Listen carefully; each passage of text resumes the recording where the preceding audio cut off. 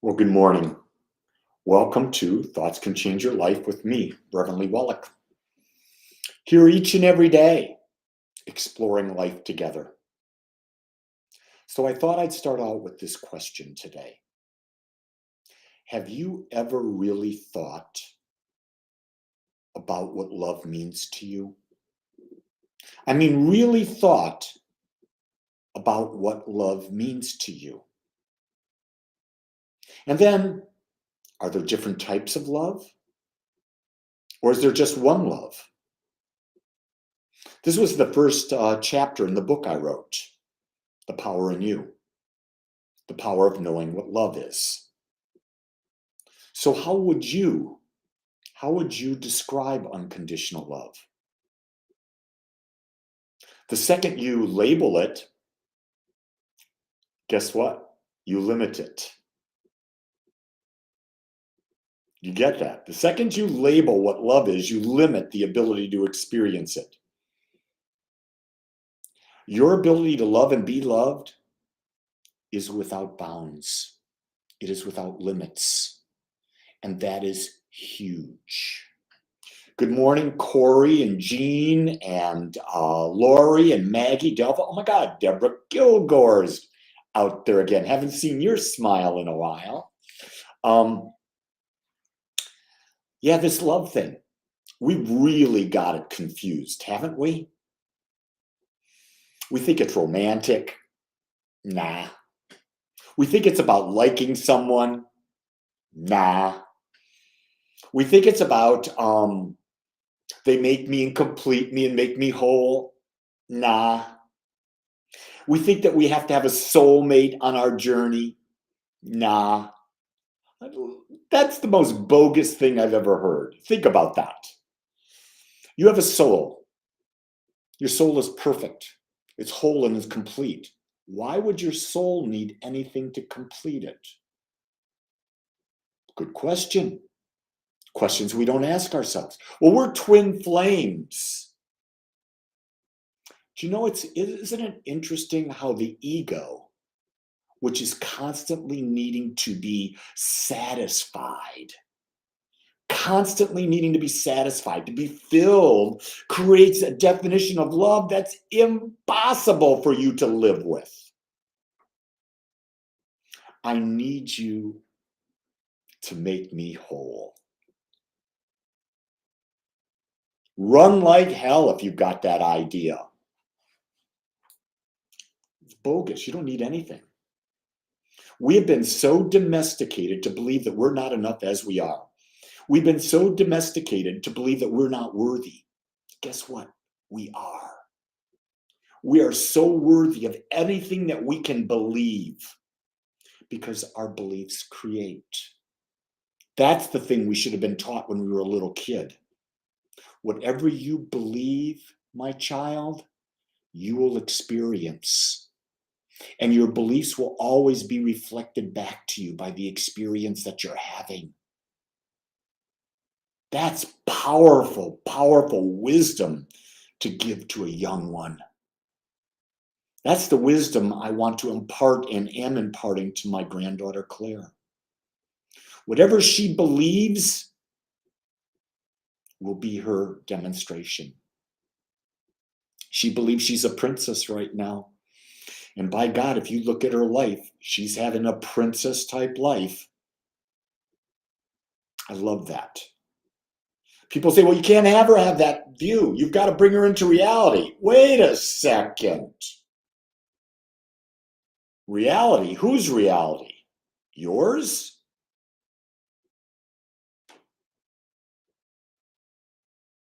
Interesting questions. What's popping up for you today, gang? I know you're out there. What's popping up? What questions, what ideas are popping up for you in your life right now? Deborah says, been there, done that. Fabulous. Delva's there out there 3-4 centuries ago. Your soulmate was God. You know, that makes a lot of sense because your soul is an infinite expression, a unique whole and infinite expression of the infinite. So you are a part of it. So you are like a point of consciousness within the all consciousness. I don't know how many people really believed that 3-4 centuries ago. I don't know how many people were deep enough thinkers, but I imagine there's always going to be people, no matter what time we go back to, that are on the leading edge of exploration of thought, the leading edge of spiritual connection. Here's something I know. The more aware you become, the less people will be around you that'll be close to you. Why do I say that? Because I go back and I'll quote Abraham here. There's never a crowd on the leading edge. Because to be more aware is to think differently than the herd. The herd mentality is there to keep you as a part of the herd. But the problem is you were not meant to be in a herd. You were meant to be unique and to dance and play with others who chose to be unique. That's a big thing to remember. Play with people who are unique. Play with people who don't need you. Play with people who just want to dance. Isn't it great to go to a dance and dance with someone and let them go and then go dance with someone else? And not feel you have to be with that one person the whole time? That was great in high school. Now, I'm really going back a long time. But at our high school, Dearborn High, we'd have dances. And my God, it was wonderful because you dance with this person, you dance with that person, you dance with this person, dance with that person with no attachment. Now, some people had attachment. They had boyfriends and girlfriends, and they had to be with each other. But for the most part, I didn't really have a steady girlfriend until the second half of my senior year. So I was pretty free to dance with everyone and anyone, and I did. And I remember that as just being such a joyful experience, to just be Lee. To just be Lee.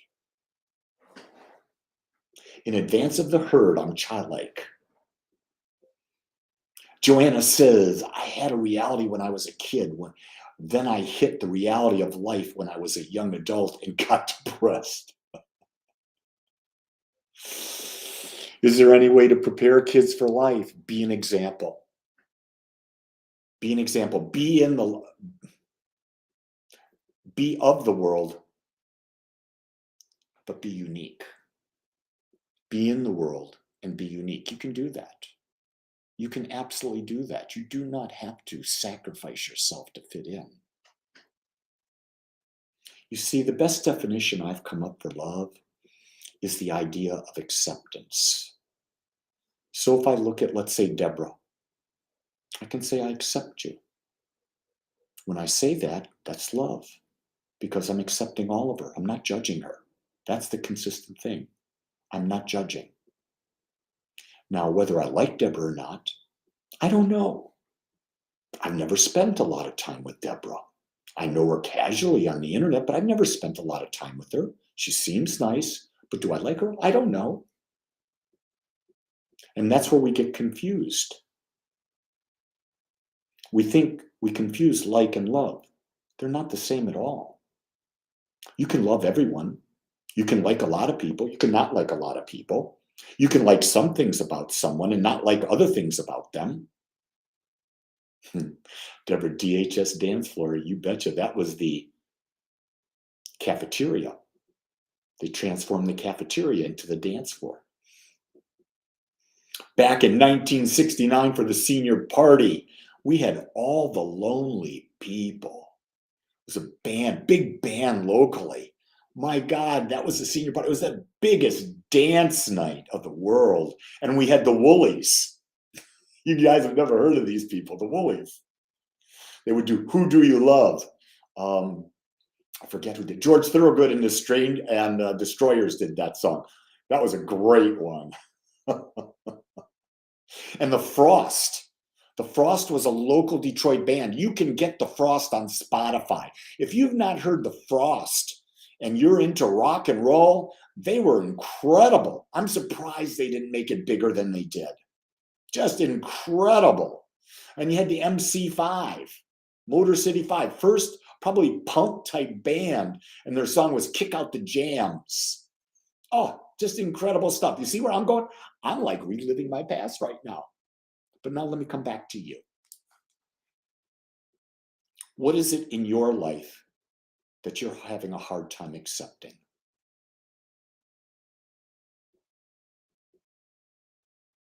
What is it in your life that you're having a hard time accepting? And here's a better question. What is in your life about you that you're having a hard time accepting? Because if you can't accept you, you're not loving. Did you get that? You're not loving.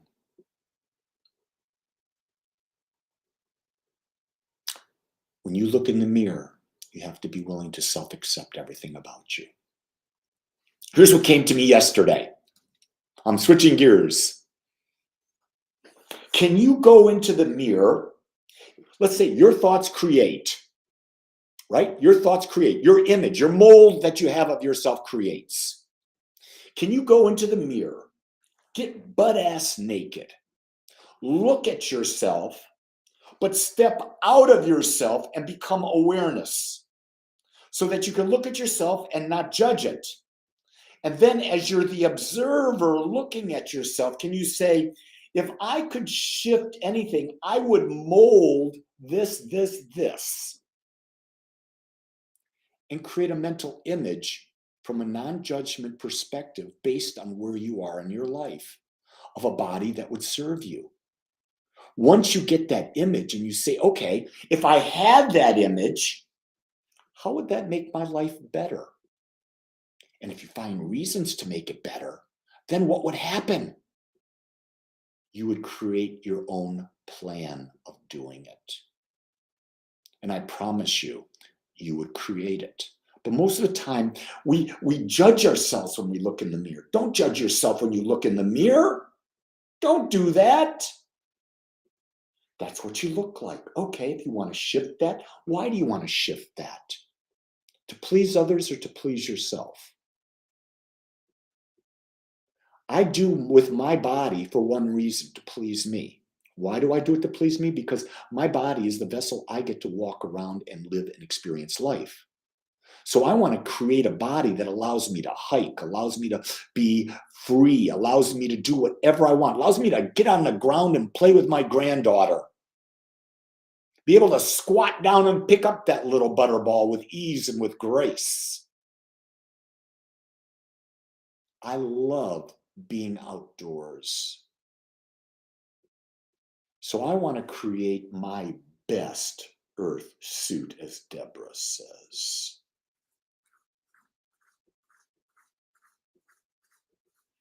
It's really interesting, gang. Most of you are mature people, so you can be examples to the young ones. You can't tell the young ones anything, but your example, it will be observed. And when they observe it, they'll go, look at that, look at that, look at that. And then don't be attached to when they get it. They'll get it when they do. So today, think about what love means to you. And after you think about it, what it means to you, go back and say, okay, this is what it means to me. Am I loving me? Am I loving me? Because the love you have for yourself is the love that you'll have available to give to someone else. It's always, always an inside job. Until tomorrow, thank you for being with me. I love you just like you are. Go create a great day, everyone. Aloha.